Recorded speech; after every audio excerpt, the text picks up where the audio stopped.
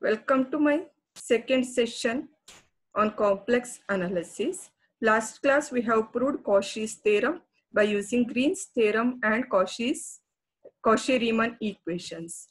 This class we will see the consequences of Cauchy's theorem.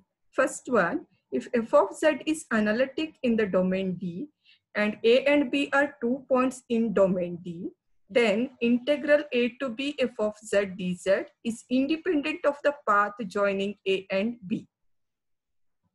Proof. In this figure, D is the domain. A and B are the points in this domain.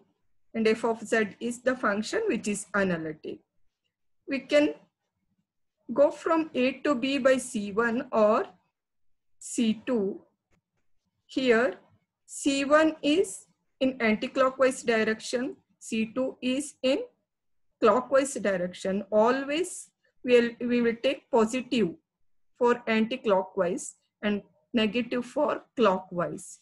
So if you consider this C1 to C2, it is a closed contour. This is a closed contour. So we can apply Cauchy's theorem. F of z is analytic and the contour is a simple closed contour. So let C1 and C2 be two simple curves joining the points A and B such that C1 and C2 both lies in the domain D. Let C is equal to C1 minus C2 is the closed contour. Now consider integral C f of z dz, that is equal to C is nothing but C1 minus C2, replace C by C1 minus C2. So integral C, C1 minus C2 f of z dz. That is equal to integral C1 f of z dz plus integral minus C2 f of z dz. But integral minus C2 f of z dz is equal to minus of integral C2 f of z dz. Therefore, it is equal to integral C1 f of z dz minus integral C2 f of z dz. So since we can apply Cauchy's theorem, integral C, that is integral C1 minus C2 f of z dz is equal to 0. So LHS is equal to 0. Therefore 0 is equal to integral C1 f of z dz minus C2 f of z dz. Therefore integral C1 f of z dz is equal to integral C2 f of z dz. Thus integral a to b f of z dz is independent of the path joining A and B. So if you take any point in the domain D, if f of z is analytic and it is independent of the path joining any points between any points in the domain.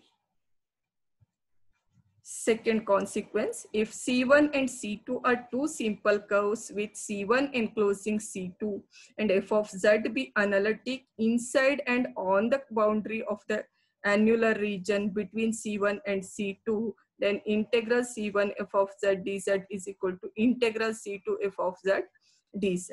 Proof. So see in the figure, this is C1 enclosing C2. I'm joining the point A on C2 to the points B on C1 to get a closed contour. So what I'm doing, I will start from here, A to B, and I will move through C1 and come back to B, and B to A I will go. Then I will move through C2 and come back here. This will be a closed contour. So let the curves C1 and C2 both be described in the positive direction. We shall introduce a cut AB from a point A on C2 to the point B on C1. Now we can consider a simple closed curve C comprising of this AB and this arc B, and BA and this arc AA. So C is nothing but AB this arc BB plus this arc BA, this I am taking clockwise. So this AA arc, this will be minus. So closed curve C comprising of line AB, arc BB along C1, line BA, arc AA along C2 in the clockwise direction, so that which all includes a closed contour C. Thus, by Cauchy's theorem, we have integral C f of z dz is equal to 0. That is, integral AB f of z dz plus integral C1 f of z dz plus integral BA f of z dz plus integral minus C2 f of z dz is equal to 0.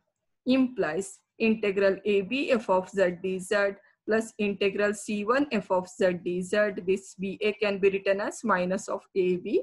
So AB, integral AB f of z dz, this minus of C2 can be written as minus of integral C2 f of z dz, that is equal to 0. This cancels. So integral C1 f of z dz is equal to integral C2 f of z dz. That completes the second consequence proof. That's all for the day. Thank you.